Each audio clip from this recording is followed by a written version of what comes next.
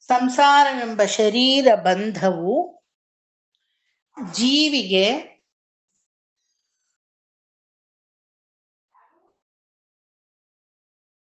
ಸಂಸಾರವೆಂಬ ಶರೀರ ಬಂಧವು ಜೀವಿಗೆ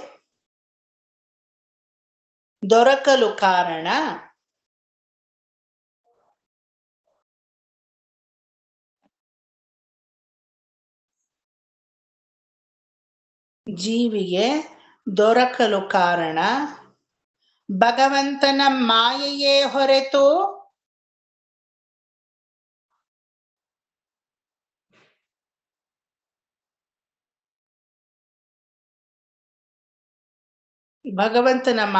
ಹೊರತು ಬೇರೆ ಯಾವ ಕಾರಣವೂ ಅಲ್ಲ.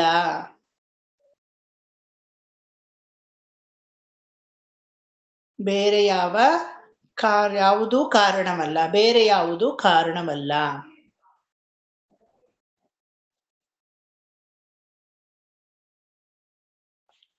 ನೀವೆಲ್ಲ ಏನ್ ಹೇಳಿದ್ರಿ? ಋಣ ಕಾರಣ ಸರ್, ಕರ್ಮ ಕಾರಣ ಸರ್ ಹೇಳಿಲ್ವಾ? ನಾ ಹೇಳ್ತಾ ಇರೋದು ಪ್ರಥಮ ಜನ್ಮ. ಹಲವಾರು ಜನ್ಮ ಹೇಳಿದಾಗೆ ಋಣ ಕಾರಣ, ಪ್ರಾರಬ್ಧ ಕಾರಣ, ಪಾಪವಾಸನೆ, ಪುಣ್ಯವಾಸನೆ, ಕರ್ಮವಾಸನಾದಿಗಳು ಕಾರಣ. ಅದ್ ಒಪ್ಕೊಳ್ಳೋಣ. ಇಲ್ಲೇನ್ ಹೇಳಿದ್ದಾರೆ? ಸಂಸಾರವೆಂಬ ಶರೀರ ಬಂಧವು ಓರ್ವ ಜೀವಿಗೆ ದೊರಕಲು ಕಾರಣ ಭಗವಂತನ ಮಾಯೆಯೇ ಹೊರತು ಬೇರೆ ಯಾವುದೂ ಕಾರಣವಲ್ಲ. ಒಪ್ಕೋತೀರಾ? ಭಗವಂತನ ಮಾಯೆ. ಆ ಮಾಯೇನ ಎಕ್ಸ್ಪ್ಲೇನ್ ಮಾಡೋದೇ ಚತುರ್ಲೋಕಿ ಭಾಗವತ. ಅಲ್ಲೇ ಒಡಿಬೇಕದನ್ನ. ಆ ಮಾಯೆ ಅನ್ನೋ ಈಕ್ವೇಶನ್ ಒಡಿಬೇಕೀಗ. ಆಯ್ತಾ? ಕಾರಣವಲ್ಲ. ಮತ್ಯಾವ ಕಾರಣವು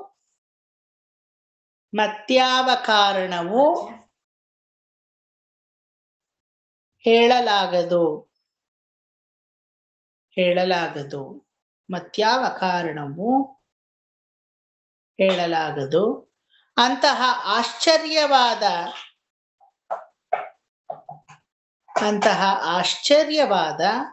ಮಾಯೆ ಅನುಗ್ರಹ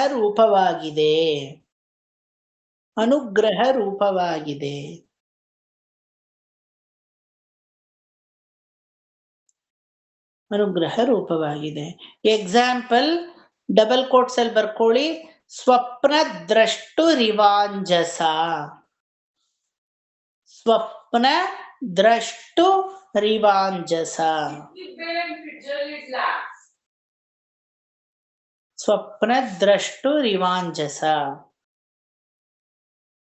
ಆತ್ಮಮಾಯಾ ಅಮೃತೆ ರಾಜನ್ನಲ್ಲಿ ಶುರು ಮಾಡಿ ಸ್ವಪ್ನ ದ್ರಷ್ಟು ರಿವಾಂಜಸದಲ್ಲಿ ಮುಗಿಸಿದ್ದಾರೆ. ಆಯ್ತಾ? ಇನ್ನು ಇದೆ ಆನ್ಸರು. ಫಸ್ಟ್ ಇದನ್ನ ಅರ್ಥ ಮಾಡ್ಕೊಳ್ಳೋಣ. ಈಗ ಪರೀಕ್ಷಿತ ಕೇಳಿದ್ ಗೊತ್ತಾಯ್ತಲ್ವಾ? ಅನಂತವಾದಂತಹ ಅಳಿವೇ ಇಲ್ಲದಂತಹ ಕಾಲಚಕ್ರದಲ್ಲಿ ಇಲ್ವೇ ಇಲ್ಲ ಅನ್ನೋ, ಕಾಲಚಕ್ರಕ್ಕೂ ಈ ಆತ್ಮಕ್ಕೂ ಸಂಬಂಧವೇ ಇಲ್ಲ ಅನ್ನುವಂತಹ ಆ ಓರ್ವ ಜೀವಿಯು ಏನಕ್ಕೆ ಹುಟ್ಟುತ್ತಾನೆ? ಅನಾದಿ ಜೀವಿಗೆ ಯಾವಾಗ ಆ ಪ್ರಾಕೃತಿಕ ಸಂಬಂಧ ಏರ್ಪಡುತ್ತೆ? ಅವನಿಗೆ ಪ್ರಕೃತಿಯ ಸಂಬಂಧವೇ ಇಲ್ಲ.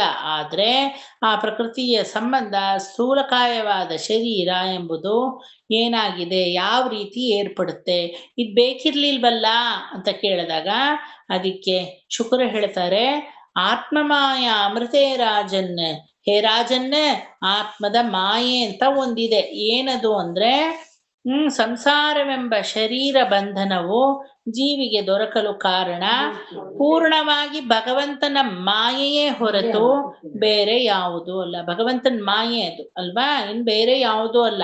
ಆಮೇಲೆಲ್ಲ ಒಂದು ಜನ್ಮವನ್ನ ಪಡೆದೆ ಕರ್ಮಾಧೀನವಾಗಿ ಒಂದಷ್ಟು ಪುಣ್ಯ ಕರ್ಮಗಳನ್ನ ಮಾಡದೆ, ಪಾಪಕರ್ಮಗಳನ್ನ ಮಾಡದೆ, ಪುಣ್ಯ ಹಾಗೂ ಪಾಪದ ಲಿಸ್ಟನ್ನ ಚಿತ್ರಗುಪ್ತ ನೋಡ್ತಾನೆ. ನೋಡ್ಬಿಟ್ಟು ಇಷ್ಟು ಪುಣ್ಯ ಇದೆ, ಇಷ್ಟು ಪಾಪ ಇದೆ, ನೆಕ್ಸ್ಟ್ ಈ ಜನ್ಮ ಪಡೀರಿ ಅಂತ ಜನ್ಮವನ್ನ ಕೊಡ್ತಾನೆ. ಅದೆಲ್ಲ ಲೇಟರ್ ಆನ್. ನಾ ಹೇಳ್ತಾ ಇರೋದು ಪ್ರಪ್ರಥಮವಾದಂತಹ ಜನ್ಮ. ಯಾವುದು? ಜೀವಾತ್ಮಗಳು ಮೊದಲನೇ ಜನ್ಮ ಪಡೆದಾಗ ಅವಕ್ಕೆ ಯಾವ ತರದ ಒಂದು ಪಾಪ ಪುಣ್ಯ ಆ ಪ್ರಜ್ಞೆ ಎಲ್ಲ ಇರಲ್ಲ. ಅವಕ್ಕೇನಿದ್ರು ಏನಿರುತ್ತೆ, ಪ್ರಪ್ರಥಮವಾದಂತಹ ಜನ್ಮ ಪಡೆದ ಅಂತಹ ಆತ್ಮಗಳಿಗೆ, ಹೇ ಭಗವನ್ನ, ಈ ಜನ್ಮಕ್ಕೆ ನಿನ್ನ ಮಾಯೆಯೇ ಕಾರಣ, ನಿನ್ನ ಮಾಯೆಯ ಹೊರತು ಬೇರೆ ಯಾವುದೂ ಕಾರಣವಲ್ಲ. ಆ ಮಾಯೆಯೇ ಕಾರಣ. ಯಾವ ರೀತಿ ಅಂದ್ರೆ, ಸ್ವಪ್ನ ದ್ರಷ್ಟುರಿವಾಂಜಸ, ಸ್ವಪ್ನದಲ್ಲಿ ಹಲವಾರು ಕ್ಯಾರೆಕ್ಟರ್ಸ್ನ ನಾವು ನೋಡ್ತೀವಲ್ವಾ. ಎಷ್ಟೋ ಕ್ಯಾರೆಕ್ಟರ್ಸ್ ನಮ್ಗೆ ಗೊತ್ತೇ ಇರಲ್ಲ, ಸ್ವಪ್ನದಲ್ಲಿ ಬಂದ್ಬಿಟ್ಟಿರ್ತಾರೆ ಅವರು. ಏನೇನೋ ಕರಡಿ ಅಂತೆ, ಸಿಂಹ ಅಂತೆ, ಲಾರಿ ಅಂತೆ, ಹುಲಿ ಅಂತೆ, ಸೈಕಲ್ ಅಂತೆ, ಹರಿಯೋ ನದಿ ಅಂತೆ, ಗಿಡವಂತೆ, ಮರವಂತೆ, ರಾಕ್ಷಸನಂತೆ, ಯಾರ್ಯಾರೋ ಬರ್ತಾರೆ. ನಮ್ಮ ಎನಿಮೀಸ್ ಎಲ್ಲ ಒಂದೊಂದ್ಸಲ ಬಂದ್ಬಿಡ್ತಾರೆ ಸ್ವಪ್ನದಲ್ಲಿ ಅಲ್ವಾ, ಒಪ್ಕೋತೀರಾ? ಒಂದೊಂದ್ ಸ್ವಪ್ನ ನೆನಪಿರುತ್ತೆ, ಒಂದೊಂದ್ ಸ್ವಪ್ನ ನೆನಪಿರಲ್ಲ. ನೆನಪಿಲ್ದಿದ್ರೆ ಸಂತೋಷ, ವೆರಿ ಗುಡ್. ನೆನಪಿದ್ರೆ ಅದರಷ್ಟು ಎನಿಮಿ ಎರಡನೇದಿಲ್ಲ ಅಲ್ವಾ. ಏನಾದ್ರೂ ನಮ್ಮ ಸ್ವಪ್ನ ನಮಗ್ ನೆನಪಿಟ್ಬಿಟ್ಟಿದ್ರೆ ಮೊದ್ಲೇ ತಿಕ್ಲಾಗಾಡ್ತೀವಿ. ಇನ್ನು ಸ್ವಪ್ನ ನೆನಪಿದ್ರೆ ದೇವರೇ ಗತಿ ನಮಗೆ ಅಲ್ವಾ. ಮೊದ್ಲೇ ಮಂಗ, ಅವನಿಗೆ ಹೆಂಡ ಕುಡಿಸಿದ್ರೆ ಹೆಂಗಿರುತ್ತೆ ಆ ಕತೆ ನಮ್ದಾಗುತ್ತೆ. ಸದ್ಯ ಸ್ವಪ್ನಗಳನ್ನೆಲ್ಲ ಮರೆತು ಫ್ರೆಶ್ ಆಗಿ ಬೆಳಗ್ಗೆ ಹೇಳ್ತೀವಲ್ಲ, ಪುಣ್ಯ, ಬದುಕೊಂಡ್ವಿ ಅಲ್ವಾ. ಯಾರಾದ್ರೂ ಇನ್ನೊಂದು ಯೋಚನೆ ಮಾಡಿದೀರಾ? ಮಲಗೋವಾಗ ನಾನ್ ಮತ್ತೆ ಹೇಳ್ತೀನೋ ಇಲ್ವೋ, ಹಂಗೆ ಸತ್ಗಿತ್ ಹೋಗ್ತೀನೋ ಅಂತ ಭಯ ಪಟ್ಕೊಂಡು ಮಲಗ್ತೀರಾ? ಅಯ್ಯೋ ಉಸಿರು ನಿಂತೋದ್ರೆ, ಅಯ್ಯೋ ನಾ ಹೇಳ್ತೀನೋ ಇಲ್ವೋ ನಾಳೆ ಬೆಳಿಗ್ಗೆ, ಅಯ್ಯೋ ನಾ ಮಲಗಲ್ಲಪ್ಪ, ನಂಗೆ ಸಾಯೋ ಭಯ, ಮರಣ ಭಯ. ಮಲಗಿ ಎಲ್ಲಾದ್ರೂ ಹಂಗೆ ಹೋಗ್ಬಿಟ್ರೆ ಉಸಿರು, ಆ ತರದ ಸಂಶಯ ಯಾರಿಗಾದ್ರೂ ಬಂದಿದ್ಯಾ? ಗುರುಗಳೇ, ನೀವು ಹೇಳಿದೀರಲ್ಲ, ಇವತ್ ರಾತ್ರಿಯಿಂದ ಈ ಸಂಶಯ ಪಡ್ಬೇಕು ನಾವು. ಇವತ್ ರಾತ್ರಿನೂ ನೀವು ಪಡಲ್ಲ, ಹಾಯಾಗಿ ಮಲಗ್ತೀರಾ. ಯಾಕೆ ಹೇಳಿ? ಯಾಕೆ ಆ ಸಂಶಯ ಬರಲ್ಲ ಹೇಳಿ? ಅವನಿದ ನೋಡ್ಕೊಳಕ್ಕೆ, ನನ್ನ ನಾನ್ ನೋಡ್ಕೋಬೇಕಾ? ಅವನಿದ ನೋಡ್ಕೊಳಕ್ಕೆ ಅಲ್ವಾ. ಈಗ ಮಾತಾಡೋವಾಗ್ಲೇ ಉಸಿರು ನಿಂತೋಗ್ಬೋದು, ಗೊತ್ತಾ ನಮ್ಗೇನೋ? ಗೊತ್ತಾ? ಮಲಕ್ಕೊಳ್ಳೋವಾಗಿರ್ಲಿ, ಈ ಕೂತಿರೋವಾಗ್ಲೇ ಡಮಾರ್ ಅಂತ ಯಮಧರ್ಮರಾಜ ಹಿಂದೆಯಿಂದ ಪಾಶ ಹಾಕಿ ಎಳಿಬೋದು. ಯಾರ ಕೈಯಲ್ಲಿ ಇದೆಲ್ಲ ಇದೆ ಅಲ್ವಾ? ದೈವ ನಿರ್ಣಯ, ಸಂಕಲ್ಪ ಅಲ್ವಾ. ಹಂಗಾಗಿ ಅಂತ ಸಂಶಯಗಳೆಲ್ಲ ಬರ್ದೇ ಇರೋ ಕಾರಣ ಏನ್ ಹೇಳಿ? ಯಾಕಂದ್ರೆ ನಾವು ಕರ್ಮಾಧೀನವಾಗಿ ಜನ್ಮಗಳನ್ನ ತಾಳಿದ್ರುವೆ ಪ್ರಪ್ರಥಮವಾದ ಜನ್ಮ ಕರ್ಮಾಧೀನ ಅಲ್ಲ, ಭಗವಂತ ಒಡ್ಡಿರುವಂತಹ ಮಾಯೆ. ಆ ಮಾಯೆ ನಮಗ ಅನುಗ್ರಹವೇ ಮಾಡ್ತಾಳೆ ಹೊರತು, ಅಯ್ಯೋ ಮಾಯೆನ ಬಹಳ ಡೇಂಜರ್, ಅದನ್ನ ಜಯಿಸಕ್ ಸಾಧ್ಯವಿಲ್ಲ ಅಂತ ನಾವು ನೋಡಬಾರ್ದು. ಅವಳನ್ನ ಯಾವ ರೀತಿ ಟ್ರೀಟ್ ಮಾಡ್ಬೇಕು? ಏ ಮಾಯೆ, ನೀನು ನನ್ನ ಸುಹೃತ್, ನೀನು ನನಗೆ ಬೆಸ್ಟ್ ಫ್ರೆಂಡ್ ಆಗಿದ್ದೀಯಾ. You are going to help me for the better cause, you are not a enemy to me ಅಂತ ನೀವು ಟ್ರೀಟ್ ಮಾಡಿ ನೋಡಿ ಮಾಯೆಯನ್ನ, ಅವಳು ನಿಮ್ಗೆ ಫ್ರೆಂಡ್ ಆಗ್ತಾಳ ಇಲ್ವಾ? ಅಯ್ಯೋ ಮಾಯೇನಾ, ಅಯ್ಯೋ ಈ ಮಾಯೆ ಎಳ್ಕೊಂಡ್ ಹೋಗಿ ಎಲ್ಲೋ ಹಳ್ಳದಲ್ಲಿ ಹಾಕ್ತಾಳೆ, ಮತ್ತೆ ಅದೇನ್ ಮಾಡ್ತಾಳೆ?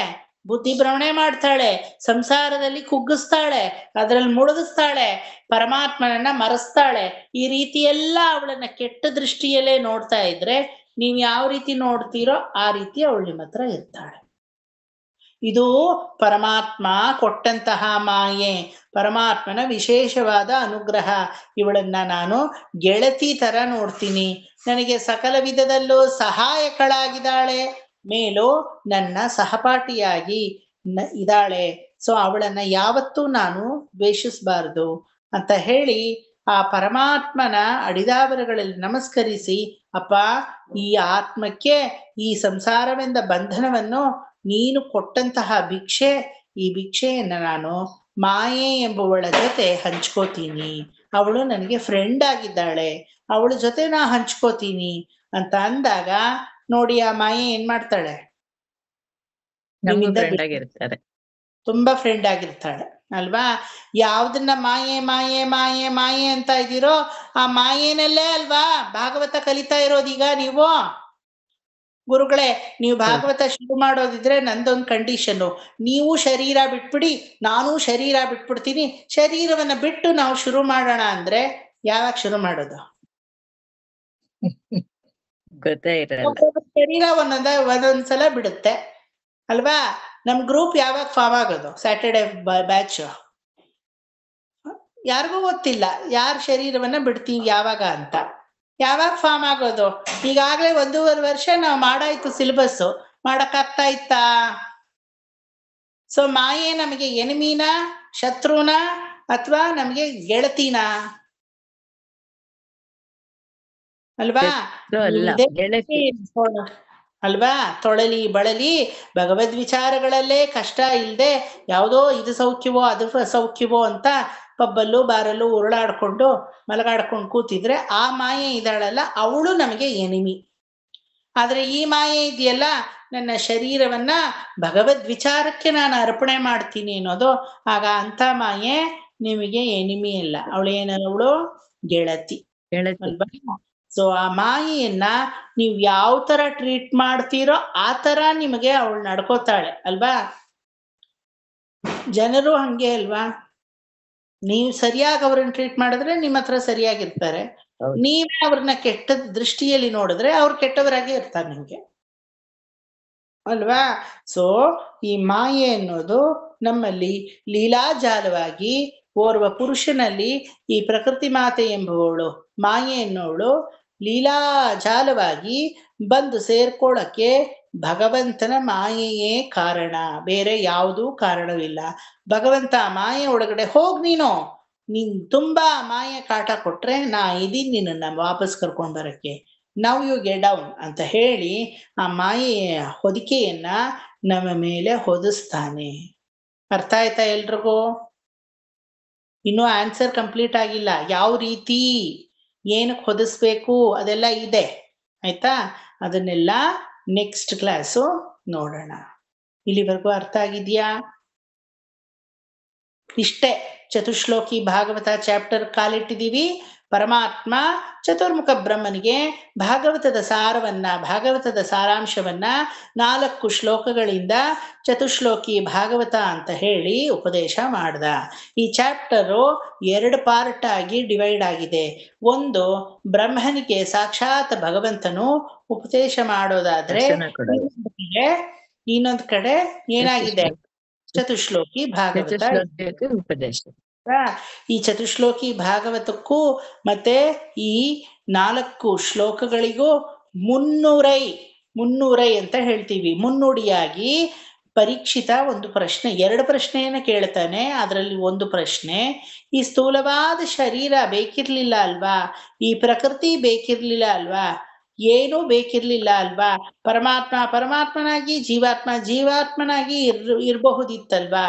ಆದ್ರೆ ಏನಕ್ಕೆ ಈ ರೀತಿ ಇವನು ನಾಟಕವನ್ನ ಮಾಡಿದ್ದಾನೆ? ಆತ್ಮಕ್ಕೆ ಮಾಯೆ, ಆ ಮಾಯೆಯ ದುಗುಡ, ಆ ಮಾಯೆಯಿಂದಲೇ ನಮಗೆ ಭರವಸೆ ಎಲ್ಲ ಹೋಗುತ್ತೆ. ಏನಕ್ಕೆ ಮಾಯೆಯನ್ನ ಈ ರೀತಿ ಮನುಷ್ಯರಿಗೆ ಮಾಡಿದ್ದಾನೆ ಅಂದಾಗ ಆಗ ಉತ್ತರ ಸಿಗುತ್ತೆ. ಬೇಕಾದಷ್ಟು ಮಾಯೆ ಇದೆ. ಅನಾದಿಯಾದದ್ದು ಜೀವಾತ್ಮ, ಮುಂಚಿನಿಂದಲೂ ಈ ಜೀವಾತ್ಮ ಇದೆ, ಅದಕ್ಕೆ ಅಳಿವಿಲ್ಲ. ಪ್ರಕೃತಿ ಸಂಬಂಧವು ಅದಕ್ಕೆ ಸ್ವಾಭಾವಿಕವಾಗಿ ಇಲ್ಲ, ಬೈ ನೇಚರ್ ಇಲ್ಲ. ಇದೆಯಾ? ಇಲ್ಲ, ಬೈ ನೇಚರ್ ಪ್ರಕೃತಿಯ ಸಂಬಂಧ ಇಲ್ಲ. ಆದ್ರೂ ಈ ಜೀವಿಗೆ ಈ ಸ್ಥೂಲಕಾಯವಾದ ಪ್ರಕೃತಿ, ಈ ಶರೀರ ಬಂದು ಸೇರ್ಕೊಳ್ಳಕ್ಕೆ ಕಾರಣ ಭಗವಂತನೆಂಬ ಎನಿಮಿ. ಆ ಭಗವಂತ ಎನಿಮಿಯಾಗಿರೋದೇ, ಭಗವಂತನೆಂಬ ಎನಿಮಿ ಅಲ್ಲ, ಸಾರಿ, ಭಗವಂತ ಒಡ್ಡಿರೋ ಮಾಯೆ ಅನ್ನೋ ಎನಿಮಿ. ಅದು ಒಡ್ಡಿರೋದೇ ಕಾರಣ. ಅದೇನಕ್ಕೆ ಒಡ್ಡಿದಾನೆ ಅನ್ನೋದನ್ನ ನಾವೀಗ ತಿಳ್ಕೋಬೇಕು. ಅರ್ಥ ಆಯ್ತಾ? Subject is very, whole chapter ಹಿಂಗೆ ಇದೆ. ಇಷ್ಟು ದಿನ ಸುಲಲಿತವಾದ ಕಥೆಗಳನ್ನ ಕೇಳ್ತಾ ಇದ್ರಿ, ಆಹಾ ಓಹೋ ಅಂತ. ಈಗ ನೋ ಮೋರ್ ಕತೆ ನಿಮ್ಮ ಮೊಮ್ಮಕ್ಕಳು ನಿಮ್ಗಿಂತ ಚೆನ್ನಾಗಿ ಹೇಳ್ಬಿಡುತ್ತವೆ. ಪ್ರಭಾ ಆಂಟಿ ನಿಮ್ಮ ಮೊಮ್ಮಕ್ಳು ಇದಾರಲ್ವಾ? ಅನುರಾಧ ಆಂಟಿಗೆ ಮೊಮ್ಮಕ್ಳು ಅಲ್ವಾ?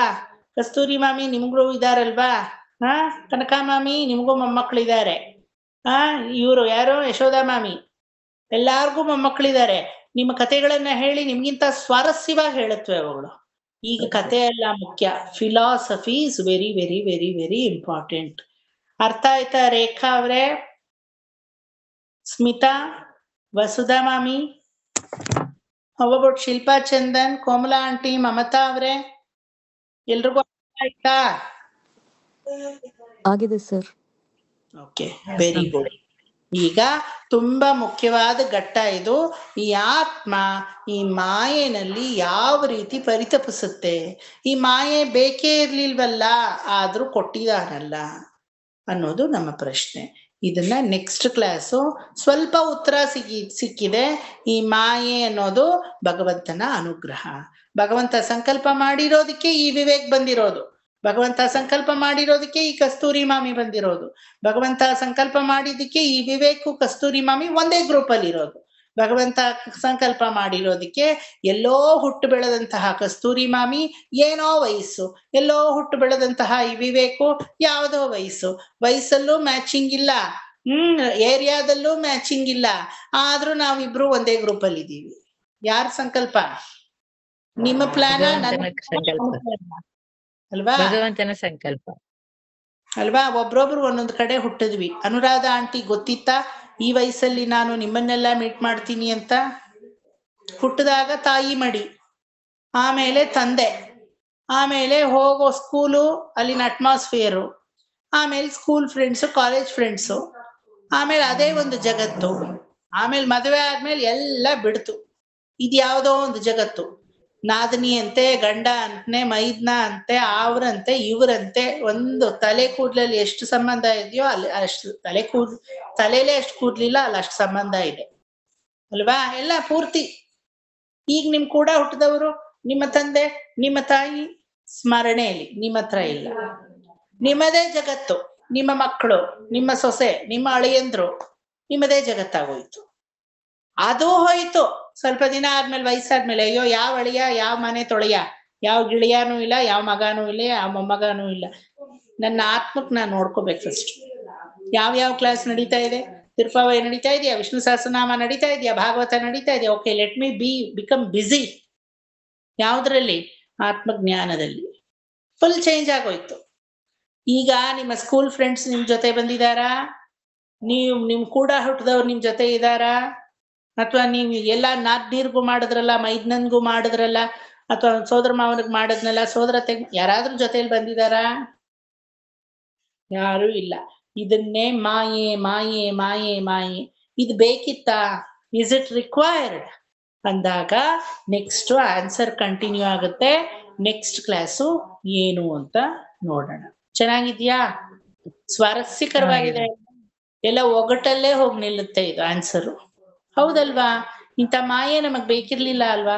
ಹಾಯಾಗಿ ನನ್ ಪಾಡ್ನ ವೈಕುಂಠದಲ್ಲಿದ್ದೆ, ಭಗವಂತನೋ ಅವನ್ ಪಾಡ್ಗ ಅವನಿದ್ದ, ನನ್ನ ಯಾಕೆ ಹುಟ್ಟಿಸ್ದ? ಬೇಕೇ ಇರ್ಲಿಲ್ಲ ಇದೆಲ್ಲ ಅಲ್ವಾ? ಜನನ ಮರಣ ಕಾಲಚಕ್ರವೇ ಬೇಕಿರ್ಲಿಲ್ಲ. ಸುಮ್ಮನೆ ಗಂಭೀರವಾಗಿ ನಿನ್ ಪಾಡ್ಗಿರು, ನಾನ್ ಪಾಡ್ಗಿರ್ತೀನಿ ಅಂತ ಇದ್ದಿದ್ರೆ ಆಗಿತ್ತು.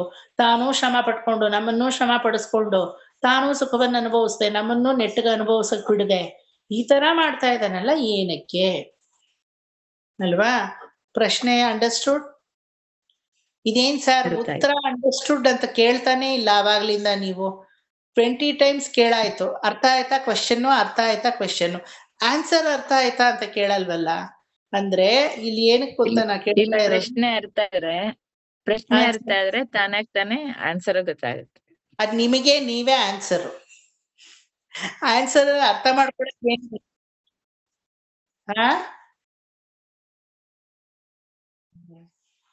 ಕರೆಕ್ಟ್. ಮುಂದುವರಿತಾ ತುಂಬಾ ಚೆನ್ನಾಗಿರುತ್ತೆ.